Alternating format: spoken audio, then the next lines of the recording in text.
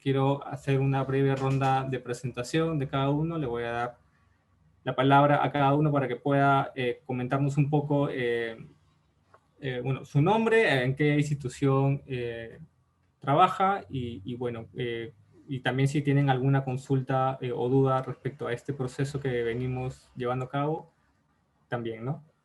Natalie, empezamos contigo. Bueno, soy la primera. ¿Qué tal? Yo soy Natalie Durán, soy ahorita docente de San Marcos, esperando pues, defender mi tesis de doctorado sobre memoria y pueblos y los ayánicas justo en la zona de Junín. Así que pues va a ser interesante escuchar y ver cómo están planteando estos procesos, ¿no? Y bueno, Liz, sobre todo para escuchar cómo es el diálogo y cómo se va viendo. Hola, Oscar, ya, que no la he visto hace tiempo. Gracias. Oscar, profesor, ¿qué tal? Hola Eduardo, también contigo después de tiempo. Es un gusto verles. Igualmente. Yo soy antropólogo, profesor de la Universidad Católica y efectivamente yo he trabajado bueno, desde pues, hace mucho tiempo con las comunidades ayánica y bueno, he estado volviendo de tiempo en tiempo con distintos proyectos, distintos temas a trabajar ahí, ¿no? La pregunta que yo tendría más bien es si va a haber un plan nacional o va a ser un plan regional. Eso es lo que no me quedó claro de la presentación y de los documentos, ¿no? Pero eso podemos ver después. Gracias. Gracias, profesor. Leslie. Hola, un gusto estar con ustedes y Un gusto compartir igualmente. lo que podemos, digamos, aportar. Yo soy psicóloga social. Comencé trabajando con los ayánicas desde que salí de la universidad. Ya hace varios años que no ingreso a la zona, a no ser por cosas muy puntuales. Ahora estoy trabajando más con los Aguajún en Amazonas. Pero bueno, tuvimos oportunidad con Oscar de participar en la Comisión de la Verdad y Reconciliación en aquella época, tener reuniones, visitar las comunidades para poder hacer el informe en profundidad del caso Ayánica. Entonces, digamos, hemos compartido este momento de, digamos, cómo reconstruir la memoria y las expectativas que tienen los pueblos indígenas frente a este proceso, ¿no? Entonces, digamos, lo que puedo aportar puede ser en ese sentido, ¿no? De lo que escuchaba yo, lo que expresaba la gente en esas épocas. No sé cuál es la expectativa actual. Eso creo que sería importante que ustedes lo escuchen directamente. Lo único que quisiera en este plan que ustedes han enviado, quería ver si lo he entendido bien, es un plan que está en proceso de construcción. La metodología me sorprende y de repente lo estoy entendiendo mal, que no hayan incluido a las organizaciones indígenas. Han incluido a las organizaciones de víctimas, pero no a las organizaciones indígenas, que me parece que en el caso particular de los ayánica es bien importante considerarlas, ¿no? Porque ellos no se autodefinen como víctimas, sino como organizaciones indígenas y como sabemos, la agenda de las organizaciones es siempre la misma antes de la violencia, durante y después, ¿no? Entonces, con sus cambios, digamos, de acuerdo al contexto, pero creo que sí sería importante, si es que he entendido de repente mal, incluirlas en un espacio especial para ellos, para poder comunicarse con ellos y escucharlos directamente. Gracias, Leslie. Luz. Nuevamente, muy buenas tardes con todos y Buenas con tardes. todas. Gracias por la invitación. Yo represento la Gerencia de Desarrollo Social del Gobierno Regional Junín. Desde el 2005 aproximadamente se instaló un módulo de registro de víctimas de la violencia política y desde esa época nosotros venimos trabajando este tema de violencia política. Yo tengo una consulta. Si el ámbito de la región Junín tiene tres realidades: selva central, donde está Satipo, Chanchamayo; zona andina, Junín, Tarman, La Oroya; y Valle El Mantaro, donde están también Concepción, Huancayo, Chupaca y Jauja. ¿Se está considerando estas dos, no sé, corredores económicos también en Junín o solamente es la selva central? Gracias. Gracias, Luz. Acabo con esta ronda de presentación para luego ir respondiendo a, a sus consultas y comentarios. Marisela, buenas tardes. ¿Está presente? ¿Nos escucha? Sí, buenas tardes, Buenas tardes. Giovanni, disculpa la demora. ¿Qué A tal? ver, ¿Podría ¿cuál es la pregunta en Sí, la si es que cual podría están presentarse, iniciando? por favor.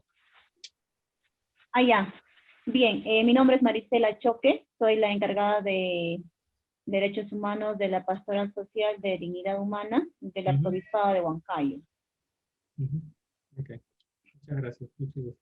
Rita, finalmente. Rita Elena. Muchas gracias. Muy buenas. No lo escucho. Gracias por la invitación, Giovanni, y un saludo cordial a cada uno de los participantes.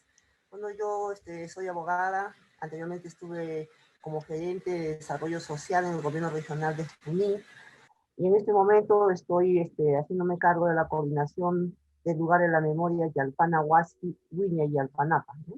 Términos en quechua que son Casa de la Memoria para recordarte eternamente, donde tenemos una museografía que muestra todos los hechos de violencia ocurridos desde el año 1980 al año 2000, ¿no? Todas las vulneraciones, las afectaciones que se hizo, con la perspectiva de que estos hechos no se repitan nunca más también.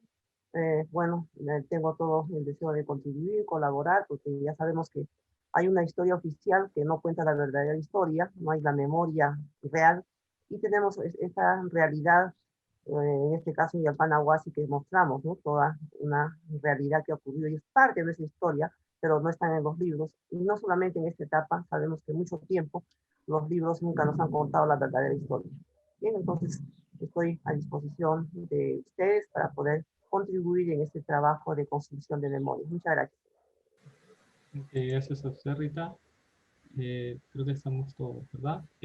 A ver, sí, efectivamente, respondiendo a la pregunta del profesor Oscar, es un plan nacional de memoria del ámbito nacional el que estaría haciendo el Ministerio de Justicia. Sin embargo, justamente estos diálogos sirven para eso, ¿no? Para justamente proponer recomendaciones justo en un proceso de formulación de una política pública, ¿no? O en este caso que es específicamente un plan, ¿no? Y justamente si es que las regiones implican, ¿no? También la elaboración de planes regionales, como también ha sucedido con la política o con el plan integral de reparaciones, pues también, ¿no? Que existe una política nacional y bueno, los gobiernos regionales, varios gobiernos regionales han implementado sus propios planes específicos de reparaciones, que ya un tema aparte tiene que ver con el balance de esa implementación, ¿no? Pero lo que viene haciendo en estos momentos el Ministerio de Justicia es la elaboración de un plan de corte nacional. Respecto a lo mencionado por Leslie, sí, efectivamente, en Junín, al hacer este mapeo de actores, encontramos que la composición organizacional no es necesariamente la misma que en el caso de Huánuco, de Lima o de Ayacucho, sino que justamente, sobre todo para el caso de la selva central, eh, el que tiene, o lo que tiene peso, o sentido en realidad es la organización indígena más que la creación de organizaciones específicamente para atender el caso de víctimas, ¿no? Y efectivamente sí hemos tenido reuniones aparte únicamente con ellos, ¿no? Justamente como si se trata de un público con una serie de demandas también bien específicas, se tienen como reuniones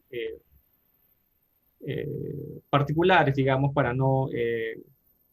darles el espacio que se merecen y además porque nosotros consideramos que bueno, hay que trabajar con la centralidad de las víctimas, ¿no? Y respondiendo a lo mencionado por Luz, sí, efectivamente no estamos considerando únicamente a la selva central. Evidentemente que no tenemos la misma, el mismo conocimiento, la misma experiencia que tienen todos ustedes respecto a Junín, ya cómo está compuesto no solo territorialmente, sino a nivel de polos económicos, ¿no? Y también la propia distribución de las víctimas. Estamos intentando considerar un poco la visión regional, ¿no? Siempre es difícil tener una visión tan completa, pero al menos procuramos llegar a eso y claro, también que el apoyo de los especialistas, expertos, miembros de sociedad civil y funcionarios también ayudan un montón a ese sesgo que quizás nosotros podamos tener, ¿no? Bueno, ya pasando al mismo proceso de diálogo, lo que nosotros queremos un poco es ir explorando una serie de, primero, como conocer qué es lo que se ha venido trabajando a nivel de Junín en temas de memoria, y por otro lado, qué es lo que debería hacerse a partir de la propia experiencia que tienen cada uno trabajando con víctimas, con miembros de pueblos indígenas o con otros representantes, quizás con la propia ciudadanía, ¿no? Entonces, en este Plan Nacional de Memoria hay como unos, bueno, nosotros lo hemos agrupado en 4 grandes ejes. Un primer eje tiene que ver con el reconocimiento, respeto y dignificación de las víctimas, ¿no? Que está muy relacionado con las reparaciones simbólicas de alguna manera, ¿no? Entonces, en el caso específico de Junín, han habido estas experiencias desde la SEMAN, desde el Ministerio de Justicia, desde el Estado en general, para reconocer a las víctimas del conflicto armado interno y qué tipo de acciones se han realizado para el caso específico de Junín. Se han hecho placas, se han conmemorado días específicos y más aún han tenido el impacto que las víctimas necesitaban recibir o no se ha alcanzado ese fin. Abrimos el diálogo. Si alguno desea tomar la palabra, puede activar su micro. Leslie, creo que tu micro está apagado. Ya. Perdón, no, como yo les decía, yo no, hace bastante tiempo que no entro a la Selva Central, entonces no sé cómo está el termómetro actual. Puedo hablar de los primeros, Claro. de los primeros años, digamos, que se dio estas reparaciones. El problema, o sea, si bien hay una buena intención detrás de todo esto, digamos, de generar un proceso realmente de reconciliación y de reparación hacia las víctimas, creo que hay, o sea, mi sensación es que hay todavía como mucha distancia, ¿no? Mucha distancia que tiene que ver también con lo cultural, pero también como las formas que el Estado elige para hacer estos procesos, ¿no? Claro. Comenzando desde la propia Comisión de la Verdad y Reconciliación, ¿no?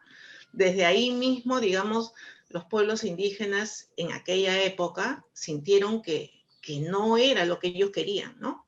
Entonces, cuando nosotros nos acercamos a decirles, por ejemplo, vamos a hacer, está haciendo esta investigación para dejar claro cuál fue el proceso de violencia en esta zona, en su territorio, ellos dijeron, bueno, es que esto no ha comenzado en el año 80, esto viene desde mucho antes, y esto tiene que ver con cómo nos vino el Estado a engañarnos y a quitarnos nuestros territorios, ¿no? Entonces, es un proceso mucho más grande, o sea, mucho más complejo, que solamente es, que ya de por sí también es muy, muy complejo lo del fenómeno de la violencia de conflicto armado interno, ¿no? Entonces, creo que por ahí es un tema que ahora en épocas de pandemia se vuelve a actualizar, ¿no? Toda las grandes brechas que se mantienen, la deuda histórica que el Estado tiene con los pueblos indígenas en general, ¿no? Entonces,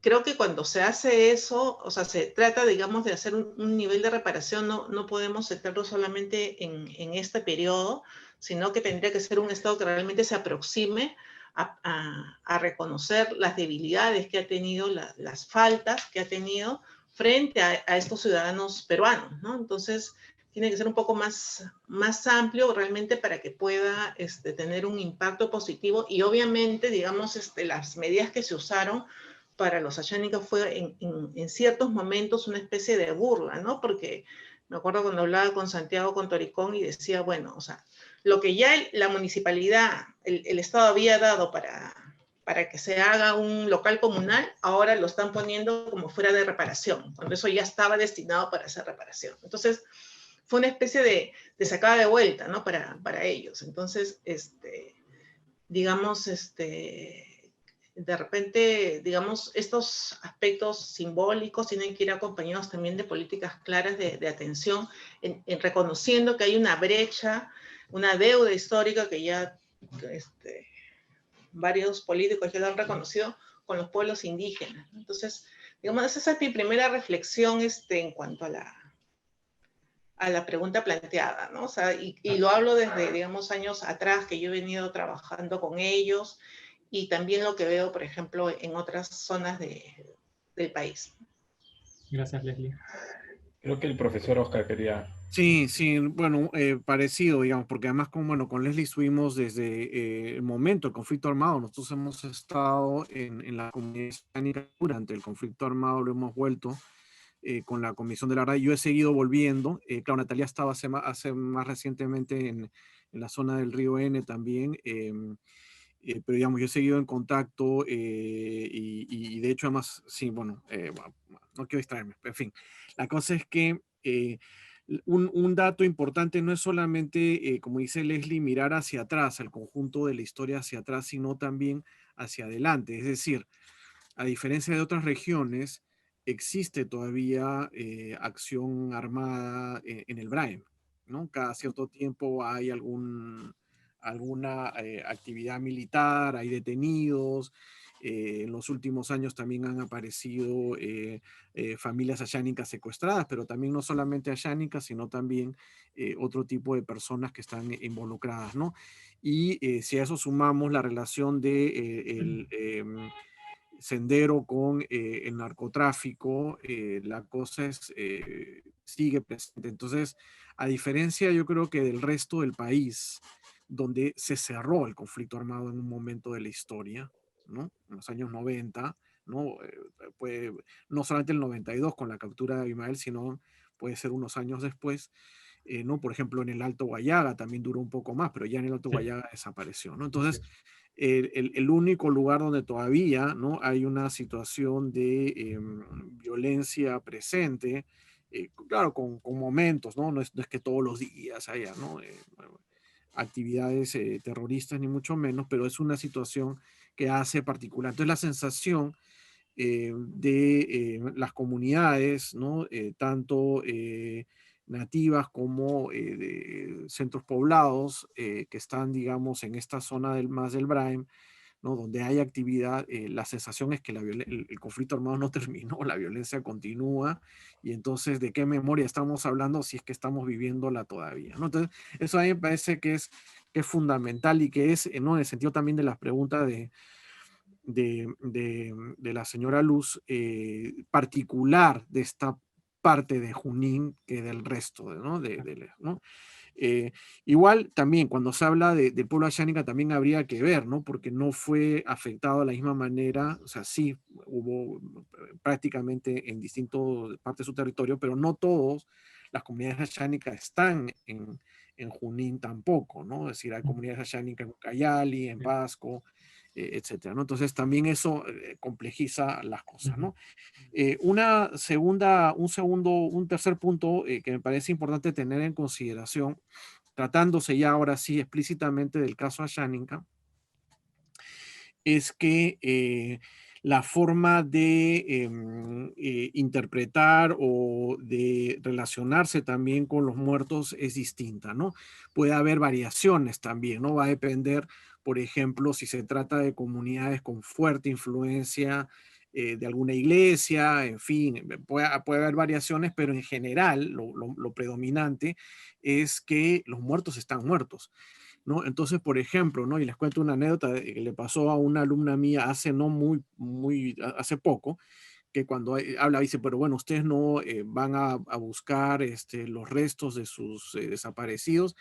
Le respondieron, bueno, ni que fuéramos perros para buscar huesos, ¿no es cierto? Entonces, digamos, es ofensivo. Incluso es ofensivo plantearle, ¿no? A algunas personas sienten como ofensivo la idea de que uno tiene que estar buscando los restos de los difuntos, ¿no? Cosa que no ocurre en otros lugares, ¿no? Cuando, por ejemplo, se han encontrado estas fosas cerca de Satipo, cerca de Mazamari, las poblaciones colonas de la localidad sí han buscado sus difuntos, ¿no? Entonces, la experiencia es muy variada, ¿no? En ese sentido, ¿no? Y creo que esto, como decía Leslie, es importante tomar en consideración esta diferencia cultural, ¿no? La manera en entender, y por lo tanto también no se quiere lugares de memoria, no tienen sentido. Ha habido varias iniciativas para tener lugares de memoria y en general en el mundo indígena, en general, ¿no? Porque esto también se ha dado, por ejemplo, en el caso de las poblaciones afectadas por el caucho, en la frontera con Colombia, etcétera. En general no les interesa tener lugares para recordar el pasado. Pero sí hay algo que es muy importante y que es parte también además del registro de víctimas. No sé si en esta reunión también con los dirigentes que han tenido, estuvo Luzmila Chiricente, pero Luzmila Chiricente es una persona importante porque ella ha sido miembro del Comité de Reparaciones, ¿no? Entonces, ella ha trabajado mucho este tema, pero, digamos, más allá de las reparaciones que ya se hicieron, una en particular que me parece que la gente valora mucho es todo lo que tiene que ver con el tema educativo, ¿no? Existían las becas Repared, había becas en el BRAEM, ¿no? Es decir, el acceso a becas, es decir, en general, para los pueblos indígenas, la mejor manera de ser reparados, como decía Leslie, es superando estas brechas, ¿no? Que son principalmente temas de salud y educación, ¿no? Cosa que justamente nuevamente con la pandemia aparecen como las más urgentes, ¿no? Entonces, quizás, ¿no? Yo creo que para el caso particular de las comunidades ayánicas sí habría que insistir más en esta dimensión, ¿no? La reparación tiene que ir hacia estas deudas históricas que son salud y educación principalmente. Para las poblaciones colonas en la selva hay otra dinámica. Para las poblaciones, digamos, andinas, ¿no? De Tarma o del Valle del Mantaro, etcétera. Bueno, hay que pensar, ¿no? Yo creo que para cada lugar distintas, ahí sí tiene sentido, ¿no? La memoria, ¿no? Ahí tiene sentido el encontrar a los difuntos, en enterrarlos, en lavar su ropa, es decir, hay otros rituales, ¿no? En el caso ayánica, eso no funciona, ¿no? Y cuando se ha querido hacer, ha terminado, digamos, generar. Pero yo creo que todos, ahí andinos y amazónicos, el tema de la educación y la salud es clave, ¿no? Y creo que en ese sentido ahí sí no hay pierde, ¿no? Solamente quería decir un detalle que me ha hecho recordar Oscar, y es que cuando hablamos de reparaciones estamos hablando, digamos, de reparaciones a víctimas, sino estamos hablando, en el caso del pueblo ayánica, de víctimas y victimarios. Entonces, sacar a la luz, por ejemplo, estos procesos de búsqueda de estos espacios digamos, de búsqueda de sus muertos, ha hecho que se encuentren víctimas y victimarios en el mismo proceso, como si ambos, víctimas y victimarios, fueran ambos víctimas, ¿no? Y lo que hace más bien es recrudecer los conflictos, las tensiones internas, ¿no? Entonces, eso también hay que considerar que la forma de reparación también tiene que considerar que están en un escenario donde víctimas y victimarios siguen conviviendo y no han resuelto sus propios conflictos internos, ¿no? Eso no. Gracias, Leslie. Nathalie, sí, adelante. Varias cosas entre lo que ha dicho Oscar y lo que ha dicho Leslie para complementar con algunas ideas y algunas cosas que me pasaron cuando estuve en campo hace poco, que en el 2018, si no me equivoco, se volvió con todo el tema de las reparaciones, porque vino este plan nacional que dio Kuczynski antes de que lo vaquen, con esta idea de que reconciliémonos todo, la amnistía corta que se le dio a Fujimori, y surgió nuevamente un tema que no, ya no se estaba tocando mucho. Las anteriores veces que yo había ido, el tema de memoria era muy difícil, no se quería hablar, no se quería tocar. Pero con esto volvieron a llegar las personas que iban a recolectar los testimonios. Y ahí hay como varios puntos que quiero tocar a partir de eso, ¿no? Por ejemplo, yo cuando iba con toda mi metodología de antropología participativa y colaborativa, que habíamos quedado en que iba a trabajar con ellos en unas cosas en el colegio, pues cambiaron y en esto me pidieron a mí que les ayude a llenar sus fichas de reparación. Y ahí encontramos un montón de cosas, ¿no? Las fichas de reparación hechas son un estándar general que está bastante vinculado a las comunidades comunidades andinas. Para comunidades de la selva tiene que ser otras cosas. La forma de llenarlos es muy distinta porque te piden datos muy precisos y la forma de construir las historias, las memorias, etcétera, no es a través de los datos precisos. Entonces es, por ejemplo, dinos en qué lugar, hora, momento, minuto, segundo falleció tu pariente, y ellos te están contando toda una historia y la señora que tiene que llenar las fichas como, pero dime en qué día, dime qué año, dime qué... Entonces se hizo un mundo que en las comunidades en las que estuve, que fueron 4, lo que hacíamos era, y a otras aledañas que también me pedían que les ayude, me contaban ellos la historia, yo pasaba yo las fichas y se las entregaba a las señoras registradoras, que además les pedían cantidad de fichas, un montón de cosas. Entonces, ellos hicieron un estándar muy, muy básico y cuando los llegaban se las devolvían y se las devolvían.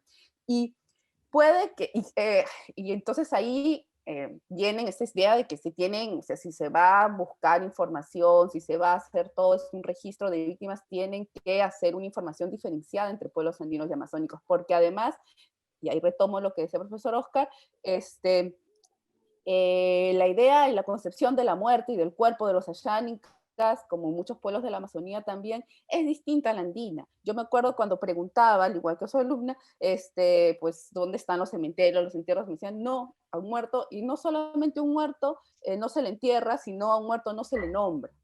Y porque cuando lo nombras, y sobre todo cuando ha muerto sin quemarlo sus cosas y todos estos rituales que a veces tienen, pues es una persona ya maldita, entonces cuando vuelve te puede hacer daño, etc. Entonces ellos me decían, ¿por qué buscan muertos? Busquen vivos. Y ahí retomo lo que dijo el profesor Oscar, que a diferencia de la sierra, pues el sendero además que llega a esta zona, que no solamente no termina en el 92, sino se extiende hasta el 99 con la captura de Feliciano, toda la zona de Vizcatán, que también hemos recorrido, pues está muy presente. O sea, yo el año que estuve ahí, estuvo con, por lo menos, hubieron como 7, 8 intervenciones militares. Y además, como muchas me detuvieron preguntándome qué hacía, por qué estaba, no sé qué, y entonces era una constante explicación que venía a trabajar chamanismo y qué sé yo, para que no me hagan más preguntas, ¿no?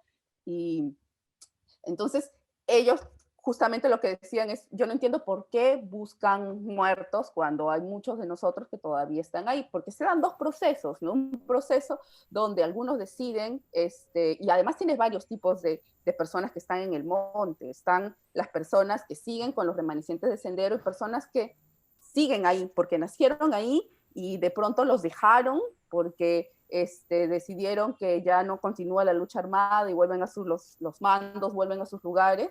Y ellos están, o sea, yo he encontrado personas que han estado en el monte solos porque temen volver a sus comunidades por los ronderos, por el ejército, por los hinchis, por infinidad de cosas, porque nacieron y crecieron ahí, que ya no están con sendero, pero que todavía se ocultan en el monte. Entonces tienes una diferencia de actores muy, muy variados. Entonces creo que el trato que se tiene que dar, y claro, y a eso sumado que Junín no es solamente la parte de la selva, sino pues también toda la parte andina.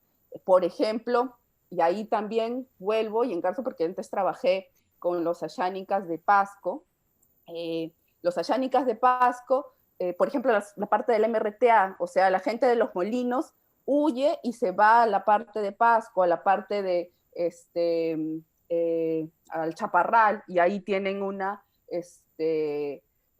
base militar, etc. Entonces también hay otro escenario por el otro lado que es interesante y que además son dos historias distintas, ¿no? Una historia de triunfo, que es la de Pasco, y una historia de relatos que además, como también dijo Leslie, conviven víctimas y victimarios, y este tema de las reparaciones, que es súper espinoso, porque basta que una persona vaya a pedir una reparación, le sacan absolutamente toda su vida. Yo cuando hacía los informes, de pronto venía una señora y me decía, pero ¿por qué le estás llenando su ficha si fue senderista? ¿O por qué le estás llenando a otra persona si y te comienzan a decir todas las cosas, si mató a mi hermano, porque lastimosamente no había un proceso donde puedan pues sacar todo lo que las cosas internas en la comunidad han vuelto, conviven todos, ¿no? Y conviven como pueden. Las tasas de alcoholismo son fuertísimas justamente, y en los momentos donde toman de más, afloran todas estas cosas. Y bueno, este momento de las reparaciones ha sido así súper tenso, muy tenso, porque pedían justamente que no, o sea, que sus familias solamente puedan ser las víctimas que han sido esto, pero todos han estado ahí metidos, entonces es difícil. ¿Qué tal, Eduardo, si me permites?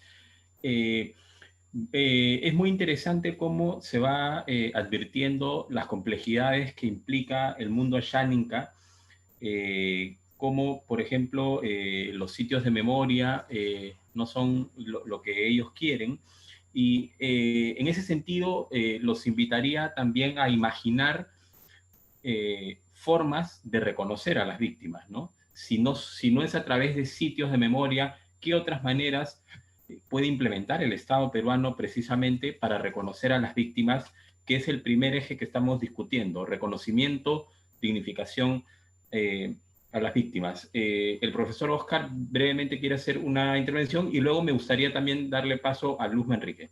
Sí. No, sobre el tema de las víctimas, ¿no? Uno de los problemas grandes que ha habido para el registro incluso ha sido que un porcentaje muy alto de las personas desaparecidas o fallecidas no tenían DNI, con lo cual también eso complicó mucho, ¿no? Entonces se especulaba, ¿no? Incluso, ¿no? Funcionarios del Ministerio de Justicia encargados de este proceso, de que si efectivamente habían muerto o no habían muerto, porque no había, digamos, un registro, un acta de nacimiento o un DNI que confirmara. Y el asunto es que, ¿no? En caso de que comunidades, ¿no? Que son, las comunidades en realidad son grupos de familias, pues muchas veces, a veces, toda la familia incluso ha muerto, ¿no? Como ha ocurrido en muchas otras partes también del país, ¿no? Con lo cual tampoco hay un pariente que pueda decir, mira, murió este o murió el otro, ¿no? Entonces, que es otra forma de recordar, ¿no? Quienes han muerto, ¿no? Pero yo creo que en el caso de Asháninka, creo que, ¿no? Y reforzado también por los testimonios de Leslie y de Natalie, no tiene mucho sentido el ir a hablar de las víctimas como personas en particular, ¿no? Yo creo que sí es importante que en otros lugares del país, como en el lugar de la memoria en Lima, por ejemplo, sí se recuerde, digamos, ¿no? Las víctimas ashánicas, o se hable de las víctimas ashánicas en su conjunto, ¿no? Más que ir ¿no? Como se hace en otros lugares también, ¿no? Buscar nombres de personas y que se va a hacer un mural, no sé qué. No, la cosa, los artistas son buenos para eso, ¿no? Yo no soy artista. Pero digamos, yo creo que por ahí no va la sensibilidad, ¿no? Yo creo que va más por otro tipo de reparaciones más históricas, más para el conjunto de las comunidades que para, ¿no? Identificar víctimas en particular, ¿no? Sí, Luz. Gracias. Sí, yo quería tomar el tema que el enfoque intercultural en Junín es muy importante, conociendo la realidad que tiene Junín. Y aparte de eso, Junín alberga una gran cantidad de población desplazada que ha venido de Ayacucho, Apurímac, Huancavelica, ¿no? Que están asentados en distritos y en asentamientos humanos. A nivel de Junín, los desplazados están organizados con una asociación de desplazados. No se ve mucho las organizaciones de víctimas, de viudas, no se ve. Un poco que se han alejado de su organización. Entonces, también recordarles de que Junín trabajó en un momento el tema de las reparaciones simbólicas en 6 distritos en 6 distritos de las provincias de Concepción, Chupaca. Se hizo reparaciones simbólicas en San José de Quero, en Yanacancha, en Comas, Marical Castilla, en Ulcumayo, en Hóndores, donde se consideraron los nombres de las personas que habían sido fallecidas en la época del terrorismo. Pero las víctimas no se sienten porque el Estado las está reparando efectivamente, porque tienen problemas actualmente en la atención de salud. O sea, la reparación de salud a través del SIS tienen muchas limitaciones, muchos problemas. Las reparaciones en educación hemos avanzado aquí en Junín. El gobierno regional otorga una resolución ejecutiva a los padres que ya tienen 60, 70 años, a todos los padres y madres, para que puedan ceder el derecho a sus hijos y se puedan presentar a la Universidad del Centro, aparte de lo que es el beca 18, ¿no? O sea, avanzamos así en ese tema. Pero nuevamente recalcar que las víctimas no se sienten reparadas por el fallecimiento de papá, mamá, esposa, hijos, ¿no? Les han otorgado un monto de 10.000 soles y eso no les cubre, ¿no? Esa gran pérdida que han tenido. Se sienten que el Estado todavía no ha cumplido con repararlos, como debe ser, por la pérdida de su familiar. Lo que falta acá también trabajar en Junín es el fortalecimiento de las organizaciones, de las víctimas y de los desplazados, porque los desplazados están organizados a nivel de Huancayo, pero no encuentras en otros lugares de la región Junín, que son 9 provincias. Gracias. Queremos Gracias, dar la bienvenida también a Fred Goitendia de la Mesa de Concertación de Lucha contra la Pobreza. En este momento estamos discutiendo uno de los ejes del futuro Plan Nacional de Memoria y nos preguntamos, por ejemplo, ¿qué se ha hecho para reconocer a las víctimas de las violaciones de derechos humanos en la región y qué falta hacerse? Fred, ¿qué podrías, digamos, comentar al respecto? Gracias. Buenas tardes a todas y a todos.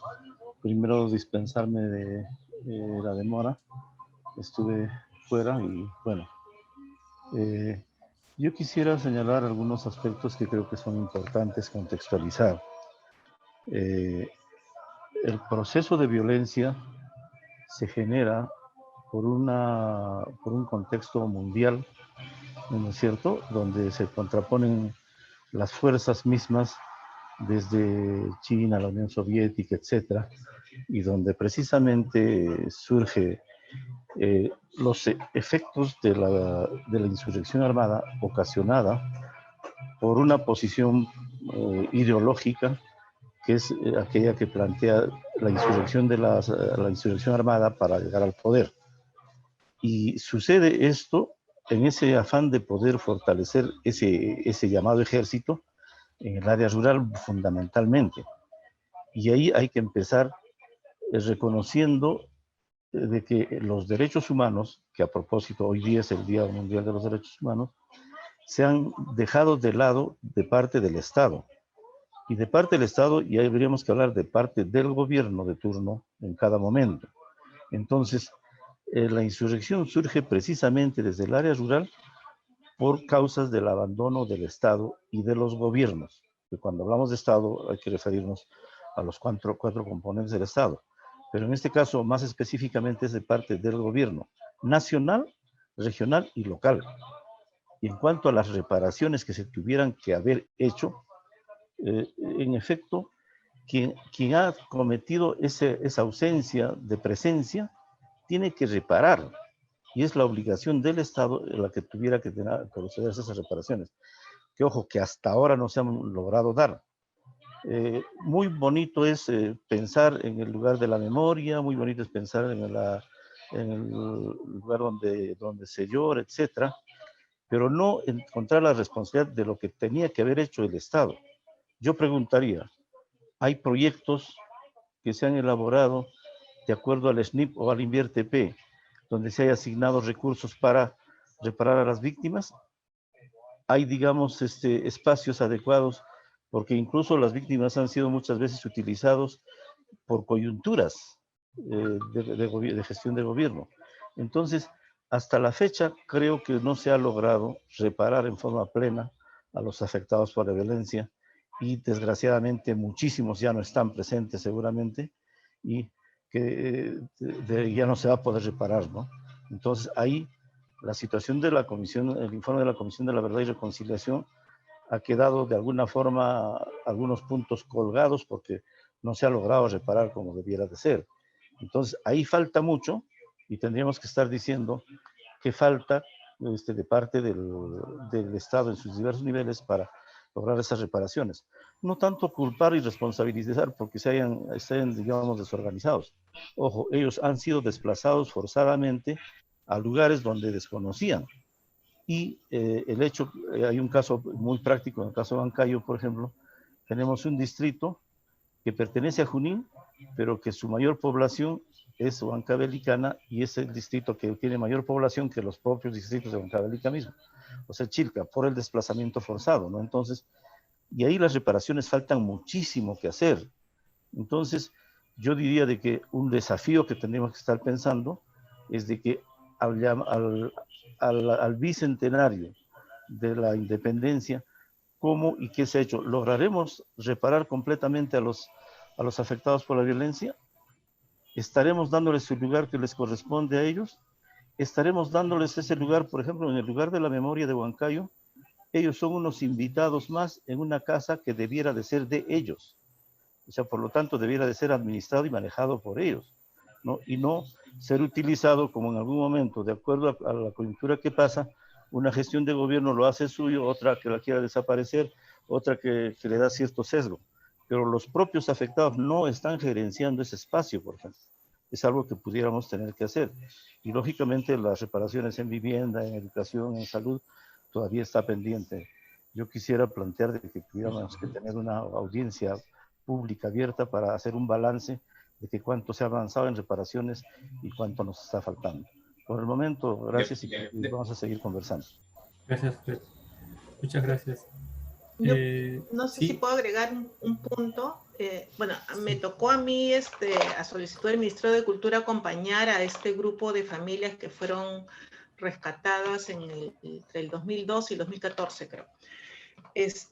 Una cosa que ojalá que se pueda reparar realmente, porque presenté miles de oficios al Ministerio de Cultura y les pareció demasiado complejo, fue que todas estas personas rescatadas, lo primero que hicieron fue darles el DNI.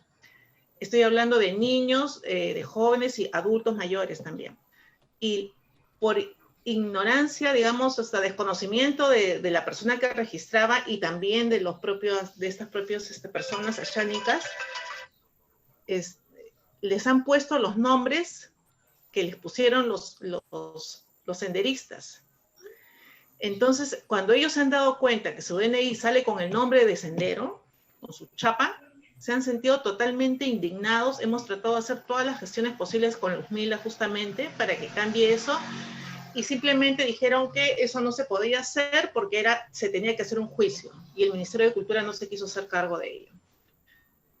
Entonces, yo creo que una manera de reparar es hacer las cosas bien desde el comienzo, ¿no? Bueno, si no se puede, corregirlas, ¿no? Entonces, creo que una forma de reparar, por lo menos a este grupo de 36 personas más o menos, es ponerles el nombre que ellos quieren tener. Entonces, ojalá, o sea, esto es una cosa que va a persona específica, a cada persona, y creo que es un gesto bien importante, ¿no? Entonces, no sé si como estos habrán casos en otras zonas, porque sé que estos no son los únicos no soy el único grupo de rescatados, se han distribuido por varias zonas, entonces sería importante que pudieran tomar nota de esto y que se lo planteara para hacer algún mecanismo que no implique un juicio, que no demore tanto, que sea un juicio express, no lo sé, que sea muy rápido para restablecer la identidad que estas personas desean tener.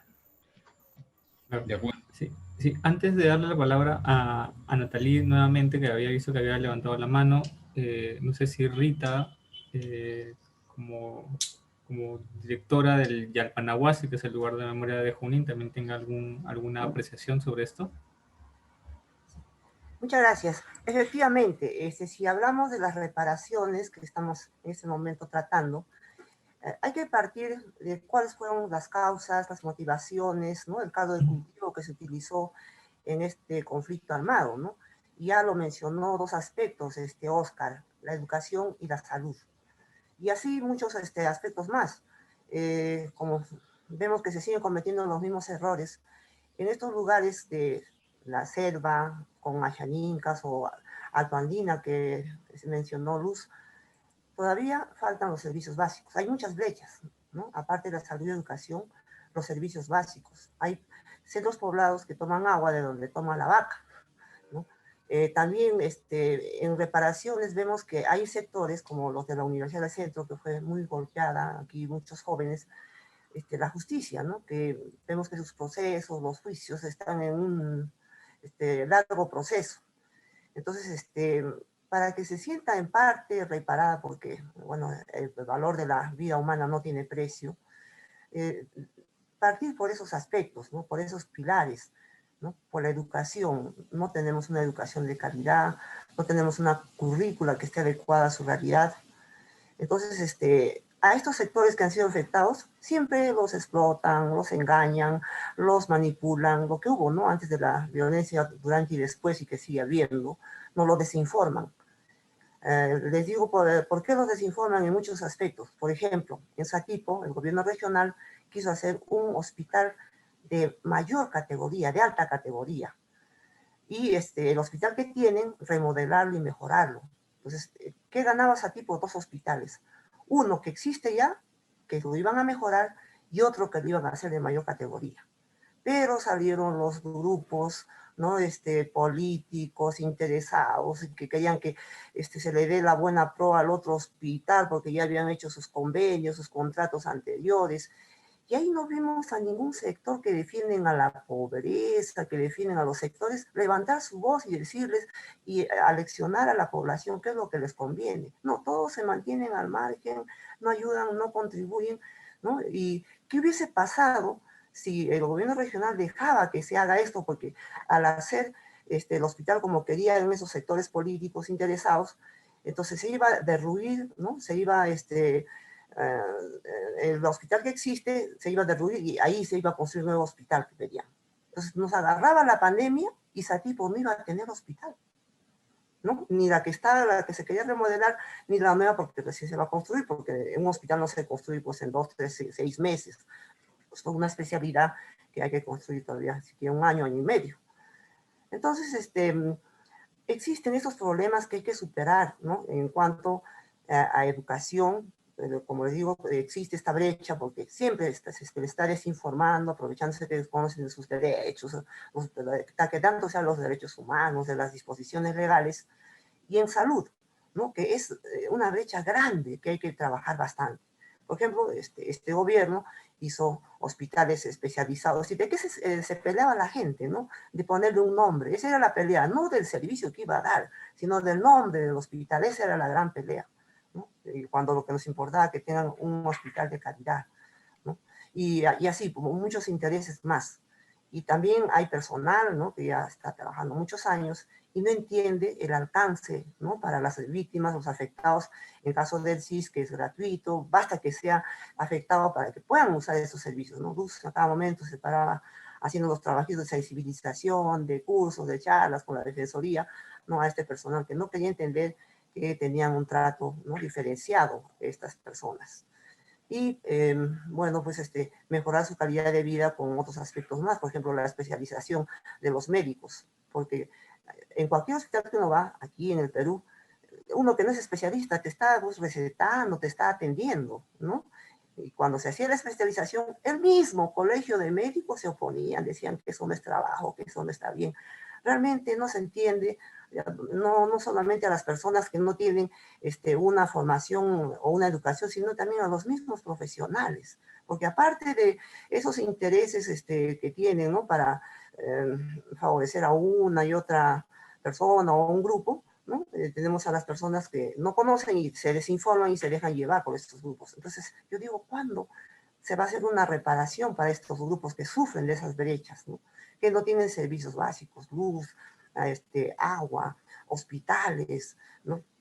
Los servicios educativos de calidad, una currícula. Cuando se pretendió hacer una currícula de acuerdo a la realidad regional, salieron estos grupos a decir, no, que era una currícula izquierdista, con filosofía que van a introducir, se van a meter ideas.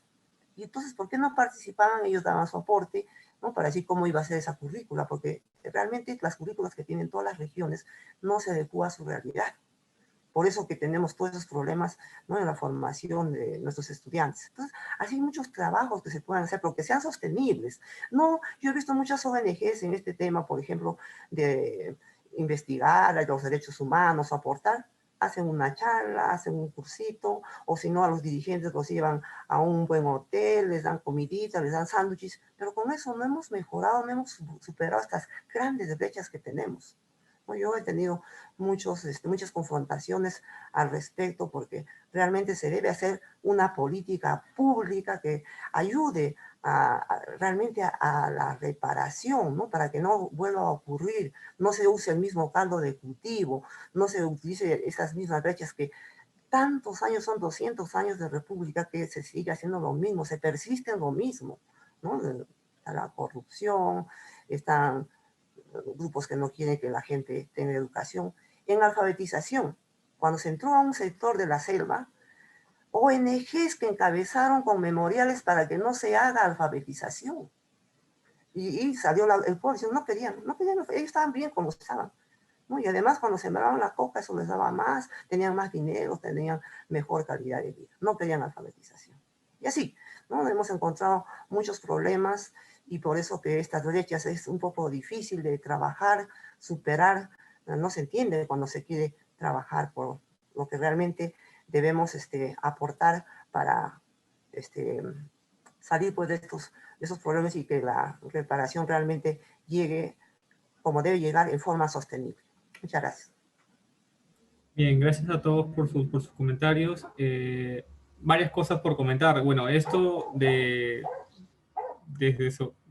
desde cuándo empieza la violencia y hasta cuándo se extiende, aunque de manera diferente, ¿no? O específica, también lo hemos escuchado en el caso de Ayacucho y en el caso de Huánuco, ¿no? En el caso específicamente de Huánuco, porque la violencia va corriendo mucho más allá del año 2000, bueno, tiene que ver un poco con la misma captura de Artemio, y ni siquiera así, ¿no? Y está todo mezclado con el narcotráfico, ¿no? Bueno, y en Ayacucho hay una demanda también porque se vaya más atrás del periodo de violencia y que haya una exploración por los propios procesos de lucha por la tierra, etcétera, etcétera, ¿no? Entonces, lo que están comentando ahora para el caso específico del pueblo Ayánica, de que en realidad hay una relación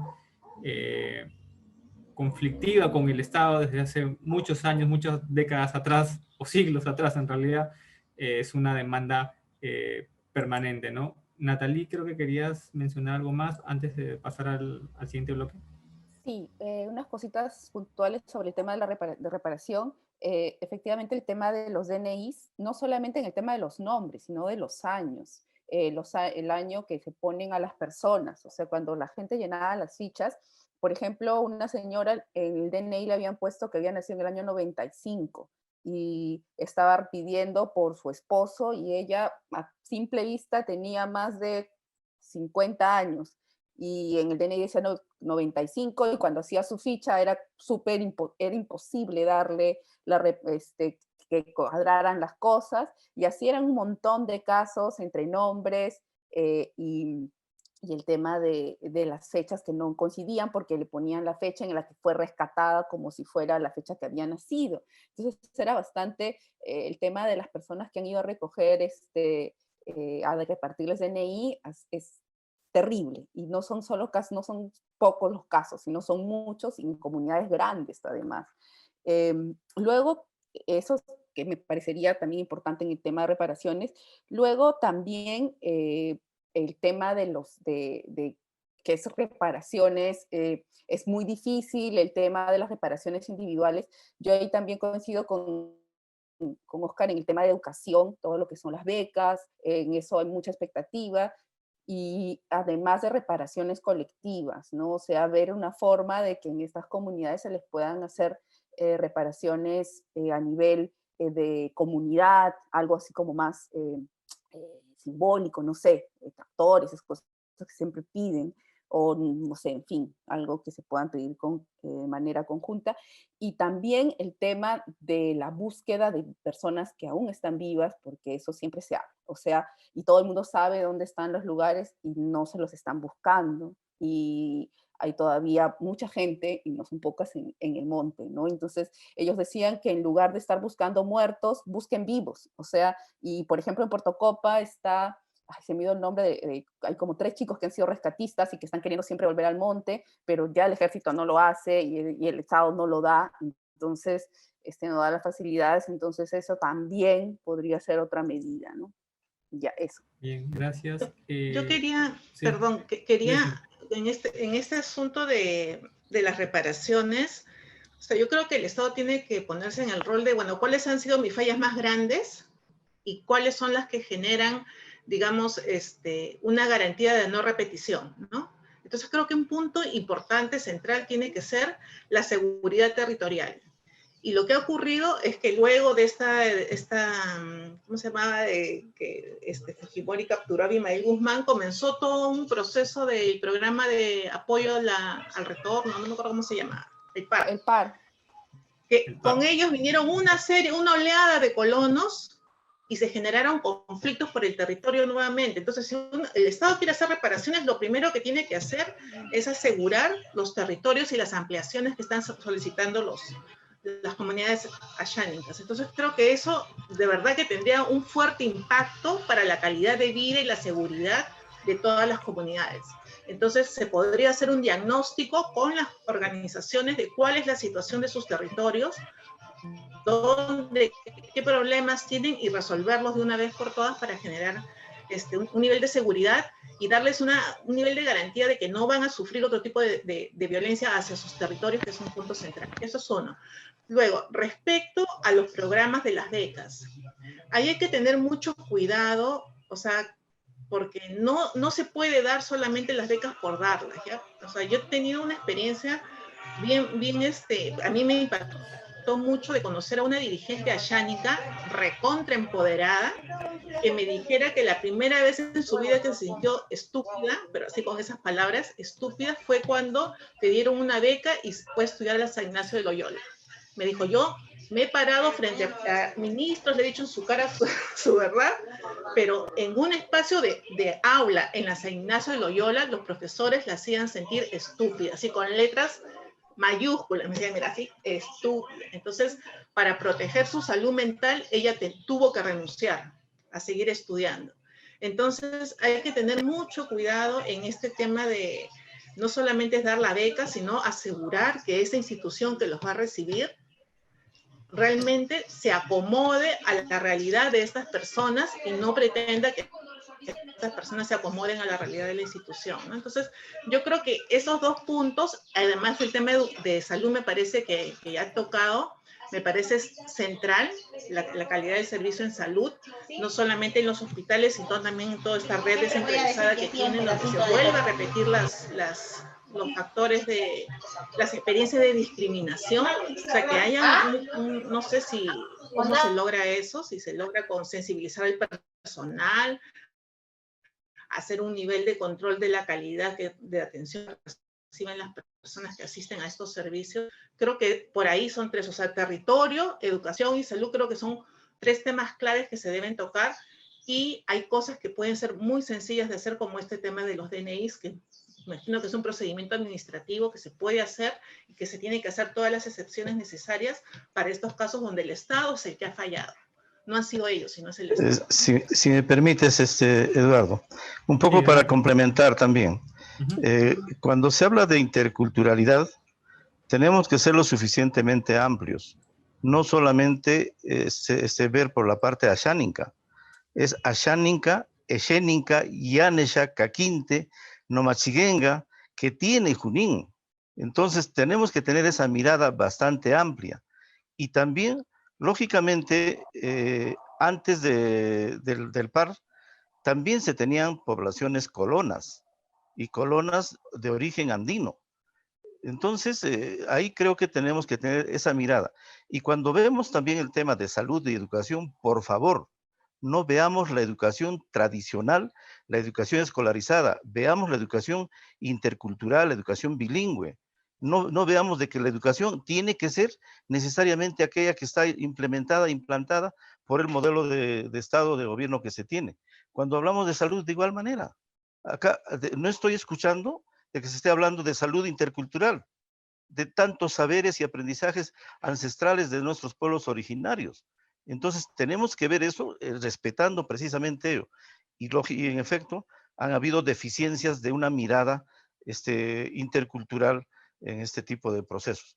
Referente a lo del PAR, yo les comento muy brevemente, yo he trabajado en el PAR y sé de los grandes errores que se han cometido en la implementación de la política del programa de apoyo al repoblamiento.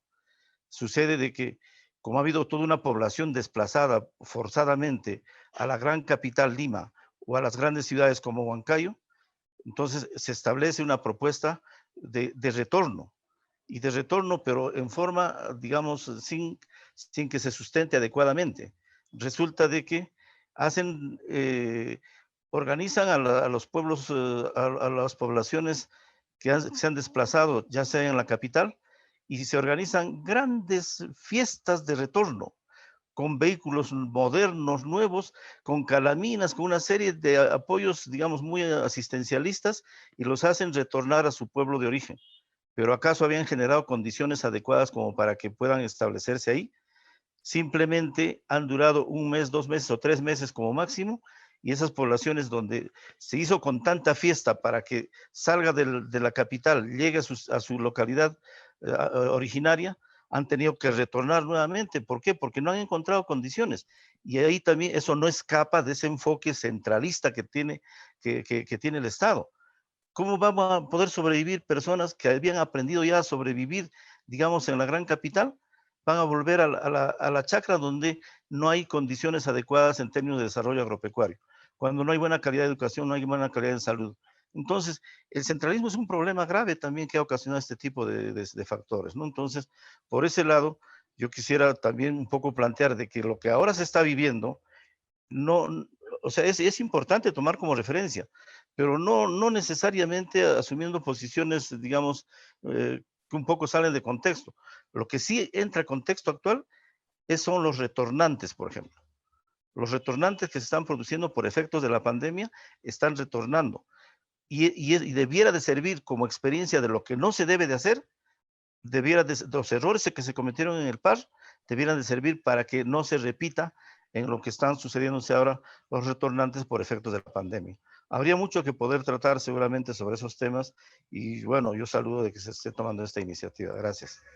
Sí, muchas gracias, Fred. Sí, evidentemente el tema es bastante complejo. Creo que no se agota simplemente en el periodo de violencia, sino que trasciende eso, va hasta muchos siglos atrás y también para adelante, ¿no? Quiero partir de lo que mencionó Leslie, de las garantías de no repetición, y creo que tiene que ver con los objetivos de una política de memoria, que no solo implica el recordar, el homenajear, o el tener presente a las personas que fueron asesinadas, ejecutadas o que fueron víctimas, sino también tiene que ver con que los hechos no se repitan, ¿no?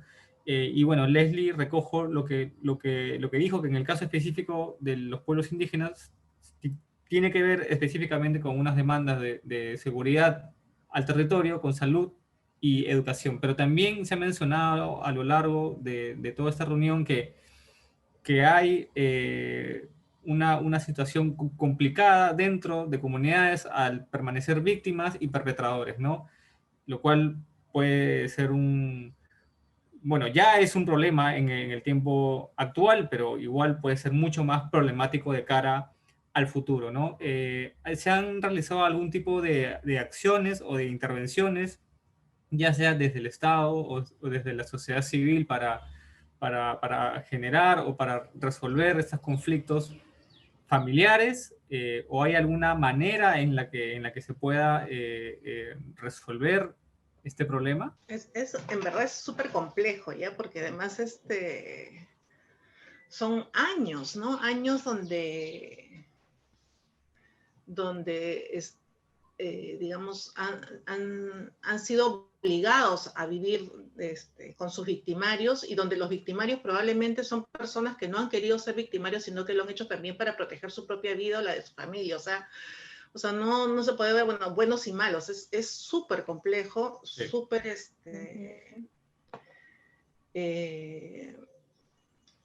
difícil de dar una respuesta de cómo se puede afrontar esto, ¿no? O sea, yo de lo poco que conozco, porque ya les digo que ya hace tiempo ya no voy, sé que hubo intentos, por ejemplo, de olvidar, ¿no?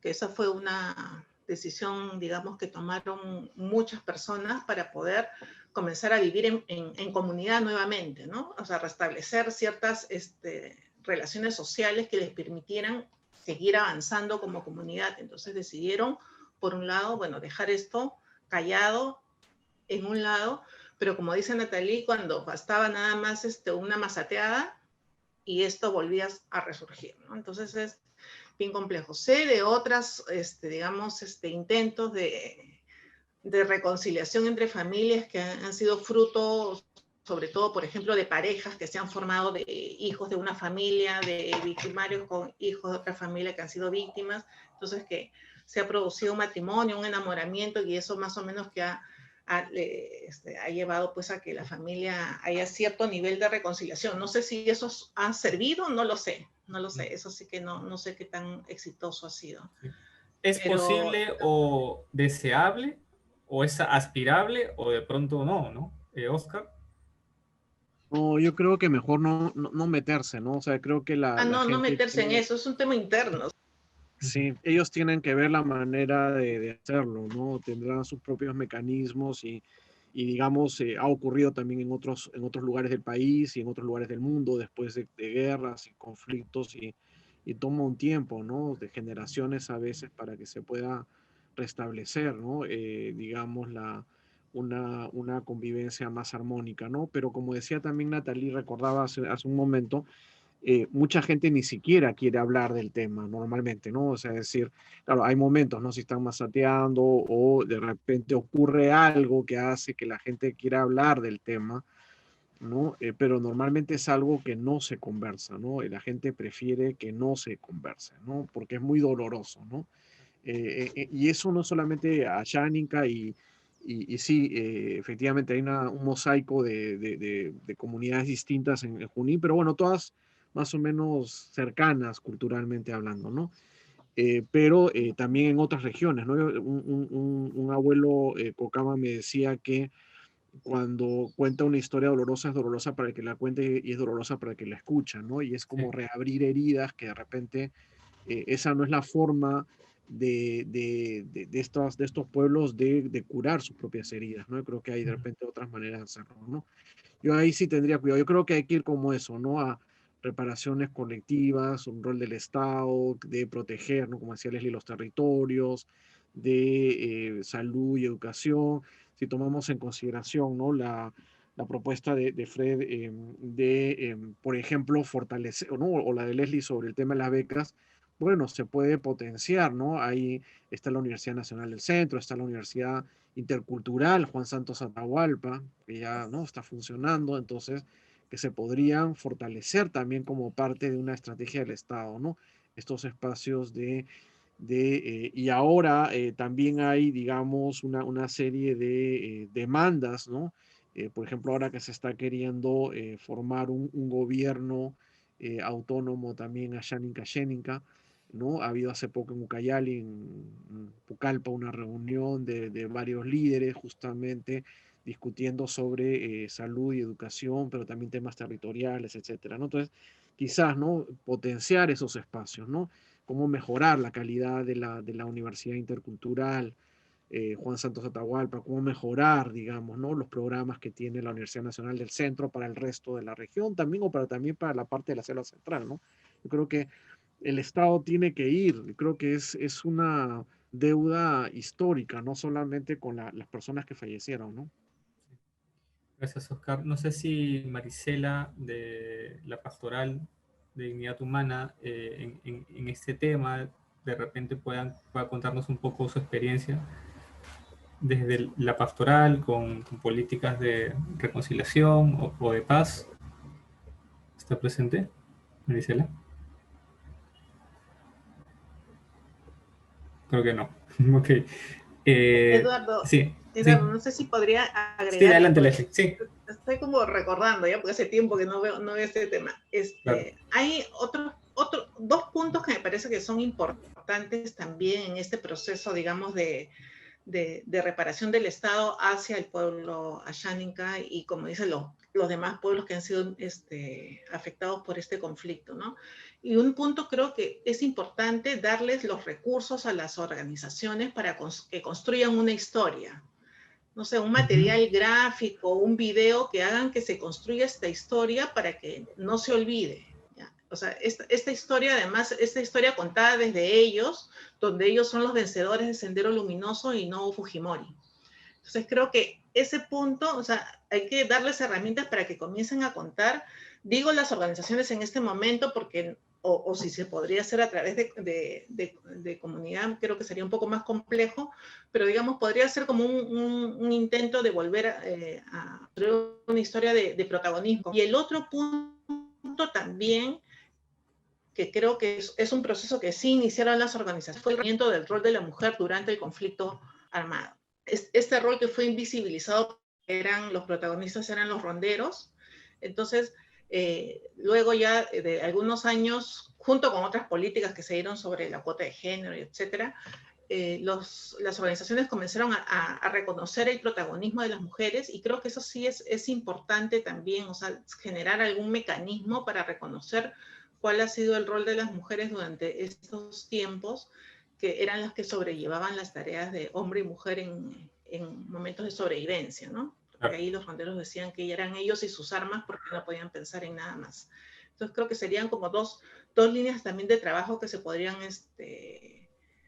construir con las organizaciones. Ahora, a mí lo que me parece lo más importante es escucharlo a ellos, ¿no? Escuchar a ellos, escuchar a las organizaciones. Sería genial poder tener reuniones de repente hacer algún tipo de exploración a nivel de las comunidades para entender también cómo están ellos en estos procesos y qué tipo digamos, de procesos quieren seguir con respecto a ellos o no quieren seguir también, porque también tendrían todo el derecho de decir, miren, por ahora no, Sí, más adelante tal vez. También, Sí. pero creo que sería bien importante escucharlos a ellos. Sí, en la misma línea de Leslie, Eduardo. yo les recomiendo que escuchen, que vean, que se contacten con Marisabel Torres. Marisabel Torres es periodista y está terminando de hacer una maestría en la Católica, justamente en una comunidad shánica del Río N, Pozzoteni, y lo que ella está haciendo es justamente, ya lo tiene casi listo, está simplemente arreglando algunas cosas del idioma, de la traducción, un video documental con la comunidad de Pozzoteni sobre la experiencia del conflicto armado interno y la memoria, ¿no? Y justamente algunas dificultades que encontró ella era esto, ¿no? De la manera de abordarlo. Y creo que fue una cosa interesante, es decir, ¿por qué a los Ashaninka, incluyo ahí como al gran pueblo Ashaninka, a los Nomachiguenga, a los demás, les interesaría recordar, ¿no? ¿Por qué a nosotros nos interesa recordar? Y en el caso de los Ashaninka es muy claro, ¿no? Que es para que los hijos, los nietos, ¿no es cierto?, las generaciones del futuro sepan qué ocurrió y no puedan ser engañados, ¿no? Repetir, digamos, la historia. Claro. Y entonces el video es muy interesante porque parte justamente de un grupo de chicas del colegio secundario que hay en Pozzoteni que van a entrevistar a las personas mayores de la comunidad, ¿no? Justamente para tratar de entender qué pasó. Y creo que es eso un poco lo que hace exitoso, digamos, este tipo de proyectos, ¿no? Es decir, no se trata de contar la historia a cualquiera, a un investigador, a un funcionario del Estado, etcétera, sino de que a la comunidad le interesa que sus hijos y sus nietos en el futuro escuchen estas historias, ¿no? Hay un video también muy interesante producido por la Central Oceánica del Río N, ¿no? Que es alrededor de fogatas, es otra dinámica. Entonces, alrededor de la fogata, la gente va contando y recordando lo que pasó, pero también dirigiéndose a la comunidad, a los niños, ¿no? A la gente joven que está ahí presente, ¿no? Entonces, yo les sugiero también tomen contacto con ella. Gracias. Y, Sí. ¿no?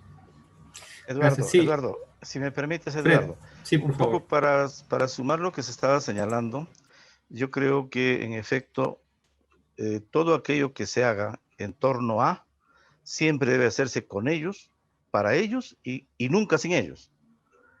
Porque si es que estamos analizando esto sin que solamente varios de nosotros probablemente lo hayamos vivido de una u otra forma, particularmente yo sí las he vivido muy directamente, porque yo he sido incluso alumno de Osman Morote, por decirte, ¿no? Y he trabajado en temas, he estado en esos procesos directamente.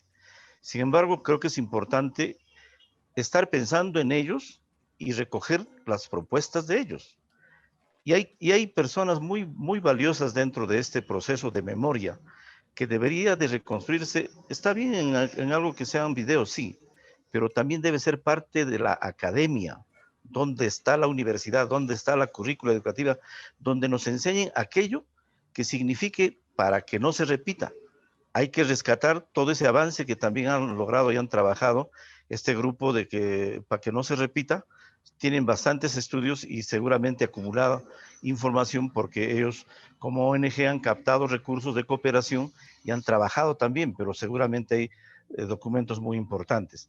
Lo otro que, como señalaba de alguna forma Leslie, me parece importante también en darle el valor a las rondas campesinas, darles el valor a los comités de autodefensa, que son cosas diferentes.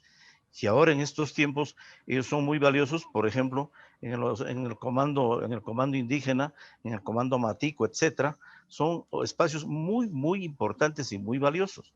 Entonces, no debiéramos de estar, digamos, perdiendo esa opción de poder tratar con ellos, y hay personas sumamente importantes en Selva Central.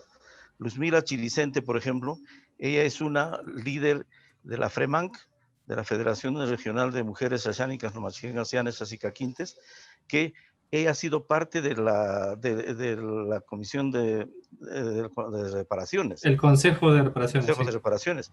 Ella tiene una vivencia muy interesante. Se le está transmitiendo a su hija, qué bien, pero después de eso, ¿qué? Ángel Chimanca también era un líder importantísimo. ¿A quién le ha dejado todas esas experiencias? A Ruth Buendía, que también es de Selva Central, con conocimiento internacional sobre ecología, medio ambiente, es la que se paró frente a la central hidroeléctrica de Paquizapango.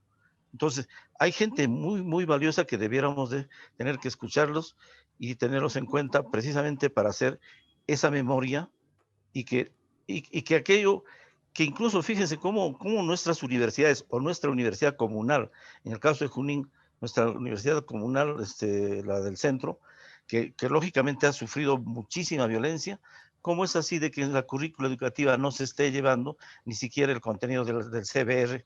Pregúntales a jóvenes de mi facultad, yo soy antropólogo, ¿no? O de sociología o de historia, si es que saben o han estudiado o han leído los tomos del CBR. Ni siquiera ello. Entonces necesitamos precisamente también este tipo de debates. Sería importante, o de debates, análisis, mesas redondas, sería importante invitarles a los que están quedando del CBR. Está Gastón Garatea, está el mismo López, o sea, hay personas que están todavía ahora y que necesitamos aprender para que esto no se vuelva a repetir, porque ojo, estamos en el riesgo de lo que en algún momento alguien decía, de los dos extremos, o la dictadura o la insurrección. Entonces, frente a ello, la democracia es aquella que tiene que consolidarse, ¿no? Entonces, me parece muy importante este análisis que está haciendo. No he estado desde el comienzo, me hubiese gustado, pero creo que hay cosas muy valiosas que están tratándose. Gracias. Gracias, Fred. Sí, vemos cómo de alguna manera el diálogo va llevándonos de un camino hacia el otro y que justo va en sintonía con los ejes que habíamos previsto, y un tercer eje tiene que ver justamente con la pedagogía y la transmisión de la memoria, y efectivamente lo que termina funcionando para las ciudades, para Lima o incluso para Ayacucho no funciona necesariamente igual en Huánuco, en la Sierra de Huánuco o en la Amazonía de Huánuco, y mucho menos tampoco en Junín, donde hay pueblos indígenas, ¿no? El profesor Oscar mencionó de algunas iniciativas, ¿no? Una primera de corte más audiovisual para la transmisión de memorias, ¿no? Sobre todo por un tema al que no solamente algunos miembros de pueblos indígenas no desean hablar, hay mucha gente de las ciudades que tampoco desean hablar, y también hay un montón de personas que tampoco desean escucharlo, ¿no? Lo que no quiere decir que no sea importante igual, no solo por una serie de, como un homenaje y además como un recuerdo a las personas que ya no están, sino sobre todo con fines pedagógicos, especialmente, ¿no? ¿Qué otras experiencias o de qué manera poder transmitir o comunicar la memoria en y para los pueblos indígenas, o incluso hacia la propia sociedad, ¿no? Desde los pueblos indígenas, ¿no? La educación intercultural ahí efectivamente es básica, ¿no? Pero me da la impresión de que no se ha logrado mucho. De hecho, casi ninguna universidad tiene un curso específico sobre el periodo de violencia, no solo la Universidad Nacional del Centro, sino que hay otras universidades que tampoco cuentan con un curso específico. Pero bueno, vuelvo a la pregunta, ¿no? De cómo podrían comunicarse, o de qué otras maneras podrían comunicarse las memorias, o de qué manera tienen los pueblos indígenas formas de transmitir sus recuerdos y además sus propias narrativas sobre el periodo de violencia. Mira, de la época que yo estuve, ahora no sé cómo va este tema en las comunidades. O sea, como dice Oscar, cuando uno habla de estos temas es para dar palabras de consejo, para enseñarles, para advertirles a los que no lo han vivido, ¿no? Y además porque están convencidos, por lo menos en la época que yo estuve, que cada generación tenía un conflicto que enfrentar, ¿no? Los caucheros, los hacendados, el MIR, el Sendero, y bueno, en esa época decían que eran las petroleras. No sé cómo se está manejando eso. Pero creo que en todo caso, bueno, no puedo aportar mucho en eso, pero lo que sí puedo decir es que hay que tener mucho cuidado en cómo se abordan estos temas, justamente porque se pueden poner el dedo en la llaga sobre los conflictos que están ahí latentes, ¿no? Entonces, es importante también considerar, digamos, dentro de las culturas, sobre todo en la cultura xáninca, esta idea de que no se puede personalizar, ¿no? O sea, no es muy conveniente, por ejemplo, sacar a flote la figura de, por ejemplo, Luzmila Chiricente como la defensora, no sé qué. Podemos creer que le estamos haciendo un nivel de reconocimiento, pero también le estamos generando una tensión con sus comunidades, porque van a salir y van a decir, ¿por qué ella, si a mí me pasó esto, me pasó lo otro? Entonces, hay que tener muchísimo cuidado cómo se trata esto. O sea, no es como... no sé, hablamos de Miguel Grau y que fue una gran figura y no sé qué, no, estamos generando tensiones al querer hacer un reconocimiento a una persona. Entonces hay que tener mucho cuidado cómo se tratan estos temas, ¿no? Ahora, lo que yo sí recomiendo es generar una metodología de trabajo con las organizaciones, que creo que digamos, en una reunión de este estilo pueden salir, digamos, algunas ideas, pero creo que es necesario trabajar una metodología especial justamente para recoger con mayor profundidad y con mayor detalle qué tipo de trabajo se puede hacer para la reparación, ¿no? O sea, una reunión de este tipo pueden salir algunas ideas, algunas cosas, pero creo que no van a llegar a profundizar con las organizaciones. O sea, hay que generar el espacio para que ellos se expresen y poder entender qué cosas realmente lo que están proponiendo para que lo que se haga responda realmente al sentido que ellos quieren expresar. Entonces, lo que yo recomendaría, en verdad, en cualquier situación, sea lo que se haga, es tener una reunión con una metodología especial, además con las limitaciones que hay, que da la comunicación por internet, pero que pueda hacerse un trabajo participativo con ellos. Y si no, hacer un proceso de consulta de lo que fuera el plan, pero también con una metodología especial para realmente poder entender lo que ellos quieren hacer con este proceso. Lo tienen todavía en manos, algunos se olvidan porque tienen otras demandas más urgentes, la protección del territorio, ahora el COVID, salud, educación, o sea, tienen varios temas en agenda, pero esto es un tema que todavía está como parte de la agenda de ellos latente. Entonces hay que darles el espacio realmente para que puedan expresar y poder comprenderlos, ¿no? Porque mucha gente lo entiende desde códigos, por ejemplo, mucha gente que se aproxima hacia los pueblos amazónicos lo entienden con categorías andinas, pensando que andinos y amazónicos son lo mismo y no lo son, ¿no? Por ejemplo, estos eventos que hubieron para que públicamente puedan contar su historia, fue muy doloroso para los ayánicas. A mí me encargaron justamente de la labor de identificar quiénes podían dar su testimonio en estas audiencias públicas. Entiendo yo que para los andinos fue, generó recuperación porque pudieron contar su historia. En cambio, para los ayánicas era, o sea, anda tú, no, anda tú. Nadie quería ir. Al final dije, bueno, si quieren ir, si no, no. Al final, bueno, fueron 2 o 3 personas que tenían mayor capacidad y eso de llorar en público era para ellos fatal, ¿no? O sea, no querían llorar en público. Mientras que en nuestras culturas es bien visto que se llore en público, para los ayánicas no, es terrible, es un momento bastante incómodo. Entonces, hay que aproximarse desde sus propias categorías, generar el espacio para entender cuáles son esas categorías, cuáles son los sentidos que quieren dar a este proceso y colaborar en lo que se pueda, porque seguramente no se va a poder hacer todo, saber que tenemos una limitación en ese sentido, pero colaborar en lo que se pueda, ¿no? Y creo que algunas de las ideas que se han dicho en esta reunión por varios de nosotros, creo que pueden servir para eso. Sí, efectivamente, justamente estas reuniones sirven en parte para eso, ¿no? Para ir sumando a la mayor cantidad de actores que tienen una experiencia en el tema. ¿Alguien más? Natalie, creo que, no sé si desde tu experiencia no sé si tienes alguna experiencia con escuelas también.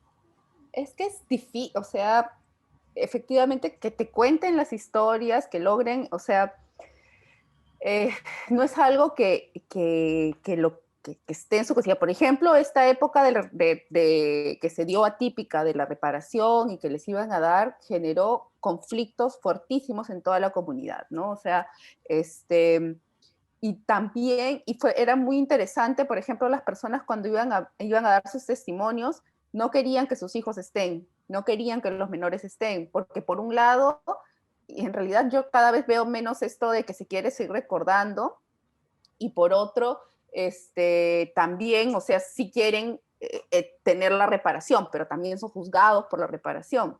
Entonces es bien tenso. Y vuelvo a insistir en el tema de que acá el conflicto termina ni siquiera, o sea, se reduce en el 99, que es con la caída de Feliciano. Y entonces es más, en las nuevas narrativas que se ven, hay muchas historias que te cuentan como si fuera Abimael, pero en realidad se están refiriendo a Feliciano.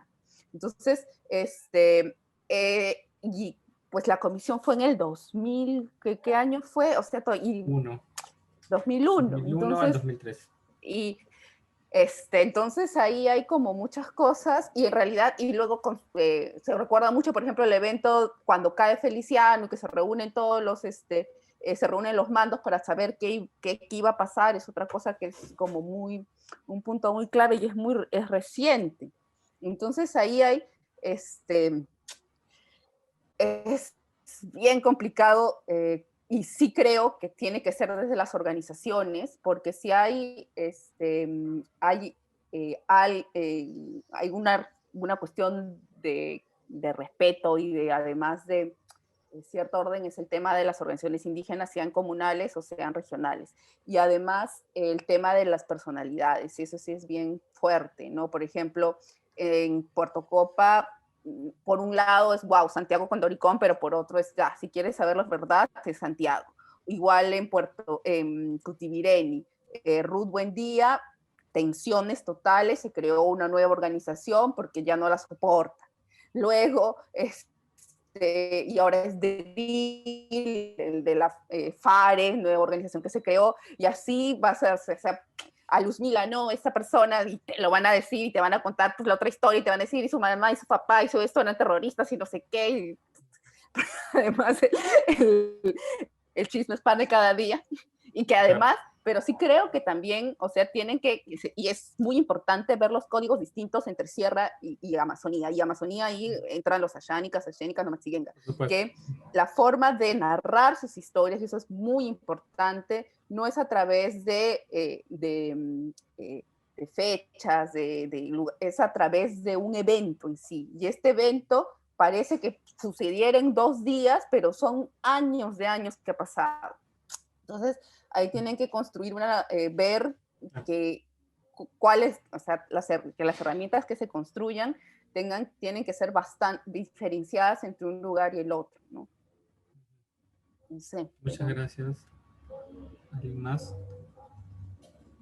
Creo que también está muy relacionado a esa otra experiencia que se comentó sobre el registro de los testimonios, ¿no? Que a veces se piensa en cómo aplicar un molde antes que partir desde la propia experiencia de la persona, ya sea andina o amazónica, indígena o no indígena, y al final eso termina revictimizando más a la persona que no encuentra un efecto reparador en esa medida que se está tomando, ¿no? Bueno, finalmente quiero pasar a un último eje que ya salió al inicio, lo mencionó el profesor Oscar, que tiene que ver con los espacios de memoria, que al menos en todos los estudios, más que estudios, en todas las acciones o intervenciones o políticas de memoria, la creación de sitios de conmemoración es casi central, ¿no? Y desde el inicio, rotundamente, el profesor Oscar menciona y dice, no quieren sitios de memoria, ¿no? Y pregunto si es que más bien tienen otras maneras, o tanto que sea de manera física, a través de la marcación de territorios o de espacios específicos para recuperar o para transmitir la memoria o las memorias, ¿no? de los pueblos indígenas. ¿Cómo funcionaría en el caso de los pueblos indígenas? Bueno, como lo dije antes, ¿no? Yo creo que los lugares de memoria son buenos, ¿no? El de Lima, el de Huancayo, el de Ayacucho, o sea, yo creo que hay que hacerlos, eso sí, ¿no? Y si ahí también, por en el caso, ¿no? de Huancayo, se recupera toda la historia de la región Junín, genial. Pero otra cosa es hacerlo en territorio indígena, o incluso, ¿no? Cuando se ha discutido hacerlo en Satipo. Bueno, habría que verlo, ¿no? Porque también hay población colona, en fin, bueno, son cuestiones de discutir, de conversar, como hemos estado mencionando con las organizaciones locales, las autoridades locales, en fin, yo creo que eso se podría pensar, ¿no? O en la Merced, o en Pichanaki, en fin, ¿no? Digamos, en las zonas de la selva central. Pero para el caso Ashánica no tiene sentido, ¿no? Tener lugares de memoria, ¿no? Yo creo que eso no vale la pena ni siquiera pensarlo, ¿no? No, olvídense. Inviertan ese dinero en hacer otras cosas, ¿no? Sí, por ejemplo, complementando un poco lo que decía Oscar, cuando yo he estado, o sea, tanto en la parte de Pasco, con las ashánicas de Pasco y con las ashánicas de Junín, porque pues un trabajo que quiero hacer dentro de poco, que es los lugares que han sido súper representativos.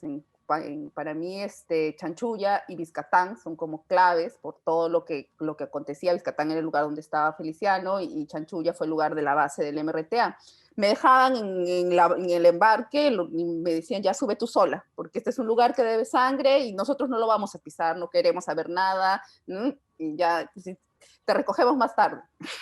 Y ya yo he ido, he subido, ha sido toda una experiencia, pero nadie me quería acompañar, porque, o sea, hay estos lugares que les recuerdan los conflictos, que les recuerdan la sangre que se derramó ahí, es con lugares malditos. Entonces, no lo van a ni pisar, ¿no? Entonces, eso es bien complicado. Lo que dice Natalie me hace recordar, o sea, ¿qué cosa es lo que se quiere recordar, no? Eso también hay que elegir, ¿no? O sea, se va a recordar que entre hermanos se mataron, como ellos dicen, ¿no? Eso es lo que no van a querer recordar. Pueden querer recordar, sí, que ellos vencieron a Sendero, que ellos se expulsaron a Sendero de su territorio, que ellos rescataron a sus hermanos, ¿no? O sea, hay que también elegir qué cosas es lo que, digamos, en el espacio público, ¿no? Porque hacia adentro, de hecho, que ellos recuerdan, y como ya hemos dicho, en momentos de masateada, de alcohol, surgen estos conflictos, pero también cuando hay palabras de consejo hacia los chicos, también salen estas memorias más privadas, pero hay una memoria pública, ¿no? Una memoria que sí puede salir hacia afuera y que creo que sí es importante que el Estado les reconozca, ¿no? Este protagonismo que tuvieron en la lucha contra Sendero es importante, y es importante no centrarlo, como les digo, en personas, sino en un pueblo que luchó contra Sendero, que defendió su territorio, que tiene un vínculo sumamente fuerte con su territorio, y no solamente que fueron los hombres, sino que también las mujeres estuvieron ahí. Entonces yo creo que esa historia, hay que darle recursos a las organizaciones para que esa historia se recuerde. Hay otras memorias privadas de tensiones internas que esas son más complicadas, y que esas sí ahí no podemos meternos, digamos, ni el Estado debe meterse, ¿no? Ya son temas, asuntos privados.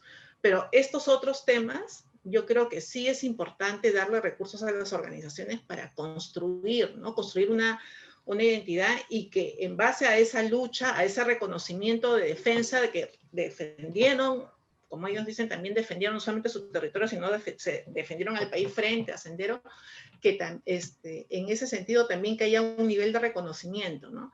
Ahora, yo no sé si es un espacio público, si es un video, si es una historia, o sea, ahí hay que ver, y creo que, digamos, para mí sí sigue siendo central el punto de la protección del territorio. Yo creo que hay un montón de trámites que están demorados, conflictos también con colonos que han venido después, que eso ya se debería, o sea, darse toda la asesoría para que el proceso sea un proceso corto, ¿no? Y también pienso que una forma también de reparación, de reconocimiento hacia las organizaciones, con esta metodología que yo les digo que debe ser una metodología especial para poder escucharlos realmente. Y si no sabía que están también trabajando los pueblos ayánicas, también no sabía que estaban trabajando los temas de autonomía.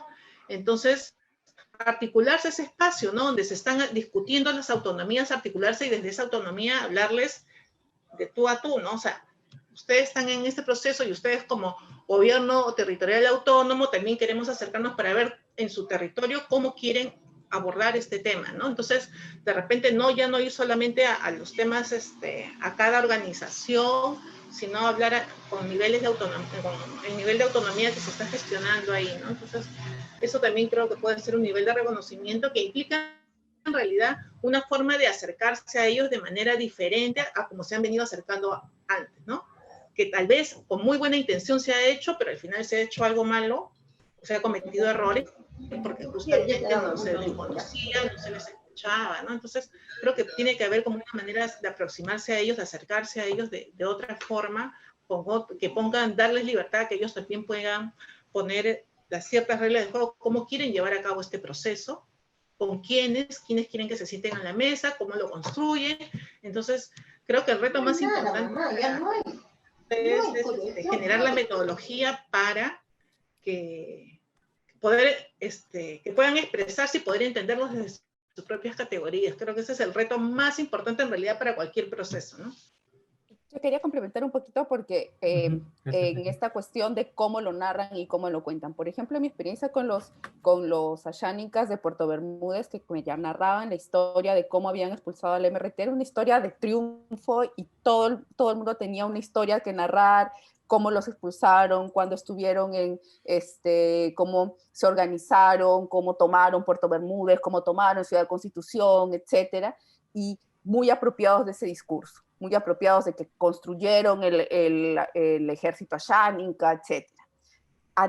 Que me parece muy distinto cuando he oído las narraciones en la zona de Junín, que costó mucho más, que estuve un año entero y ganarme 20.000 confianzas es más, fue un proceso más fuerte, porque yo creo que más bien ahí no son todas la gente de las comunidades, sobre todo las más alejadas, no construido ese discurso de que ellos expulsaron a Sendero, a diferencia de los ayánicas de Puerto Bermúdez, que sí lo tienen muy construido y muy identificado, que nosotros lo hicimos tal cosa, nos organizamos por salvar a nuestro líder. Acá es como entre que estas historias más ocultas y estas tensiones hacen que pues sea más difícil hablar. Entonces también creo que estas metodologías tienen que ir por ese lado donde pues se refuerza esa idea que ellos expulsaron a Sendero, que no ha sido, porque además el tema de la pacificación y esto está bien interiorizado y es y yo sí creo que se tiene que ver y reforzar con las organizaciones indígenas, con este discurso más fuerte de empoderamiento de ellos mismos, ¿no? De cómo lograron también, o sea, vencer a Sendero, porque hay esos discursos como más frágil en esta zona de Junín. Sí. Si me permites, Eduardo, es una cosita para complementar. Fred, y de ahí, Oscar, para ya ir cerrando. En el análisis de cómo profundizar, cómo identificar la memoria, está bien de que se vean los efectos, se vean toda una serie de consecuencias, pero también no debiéramos de ninguna manera dejar de analizar y ver las causas. ¿A qué y por qué se originaron ese tipo de reacción de estos grupos de insurrección armada? Entonces, no debiéramos de nunca olvidarnos de las causas.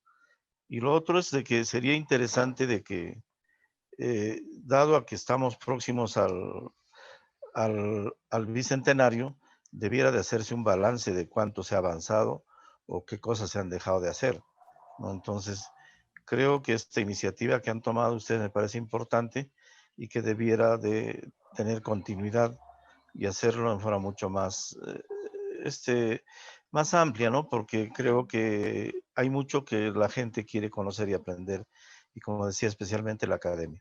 Gracias, Eduardo. Gracias, Fred. Oscar. Sí, no, yo quería resaltar lo que ha dicho Leslie principalmente sobre el tema territorial, ¿no? Vemos cómo el Estado, los gobiernos tratan de simplificar los trámites para una concesión minera, por ejemplo, para un lote petrolero, etcétera, pero no vemos realmente esfuerzos para simplificar los trámites de titulación de comunidades. Entonces ahí hay una deuda pendiente, ¿no? O sea, ¿de qué estamos hablando aquí, no? No solo para Ayánica, para el conjunto de la Amazonía, ¿no? Y en ese sentido, pues, el reconocimiento, o sea, la ley peruana, el Estado peruano, y además esto es interesante porque que es una iniciativa, además que le corresponde también al Ministerio de Justicia, ver cómo también se tienen que adecuar la legislación peruana a los convenios internacionales. Es decir, ahora se está hablando mucho de reforma constitucional. Una de las primeras cosas que se tienen que ver es qué pasa con los pueblos indígenas y las comunidades nativas y campesinas en esta discusión, ¿no? Constitucional, ¿no? Es decir, no hay un reconocimiento oficial de pueblos, ¿no es cierto? Ahí el pueblo achuar tiene un juicio ya de varios años para que el Estado los reconozca, La ley vigente es la Ley de Comunidades Nativas del año 78, ¿no es cierto?, que está totalmente desfasada para la situación en la que vivimos, ¿no? Y hay todos estos procesos, digamos, de generación de gobiernos autónomos, ¿no? El más avanzado el caso Wampis, pero hay otros, ¿no? Los Awajú, los Ashánica, los Shipibo, en fin, los Amaracaeri, en fin, Arangbut, están haciendo lo mismo en distintos lugares del país, ¿no? Entonces, creo que una señal, ¿no? Y en el contexto, ¿no? Como nos recuerda Fred, ¿no? Del Bicentenario, es decir, ¿qué ha hecho el Estado peruano en 200 años por los pueblos amazónicos? Y yo te lo puedo resumir, ¿ah? Porque además estoy escribiendo un artículo sobre ese tema. Nada, nada bueno, nada bueno. ¿Ya? O sea, es decir, ¿no? Y he estado pensando, ¿no? Hace semanas, rompiéndome la cabeza, buscando algo, nada bueno, ¿no? Entonces, creo que es importante, ¿no? El contexto lo amerita, es un tema además eso de memoria que va, ¿no? Yo creo que en el sentido, creo que todos hemos manifestado esta tarde, va más allá del conflicto armado interno. El conflicto armado interno es un momento clave, crítico, pero que todos, ¿no? Tanto pueblos andinos como amazónicos, ¿no? Un montón de regiones, ¿no? Lo que hablábamos hace un rato también del centralismo limeño, etcétera. Yo creo que ahí hay, ¿no? Una deuda que se abre la ocasión, ¿no? Digamos, ¿no? Más allá de lugares de memoria o no sé, que es importante, más allá de difundir, que, ¿no? Lo que Fred, yo creo que también quiero aunarme a su pedido, ¿no? Se tiene que retomar, ¿no? El informe de la Comisión de la Verdad y darlo más a conocer, ¿no? En los colegios, en fin, hay que, las universidades, en fin, hay que ver ese tema en la televisión, ¿no? No sé, en la radio se pueden hacer microprogramas, es decir, ¿no? En YouTube, podcast, no sé, todas esas cosas que hay, TikTok, no sé, ¿no? Utilizar, ¿no? Toda la tecnología para hacer, ¿no? Pequeños mensajes, etcétera, etcétera, difundir lo que ha significado todo este episodio, pero sobre todo, ¿no? En el contexto del Bicentenario, creo que hay una deuda más fuerte que creo que amerita, digamos, prestarle atención, ¿no?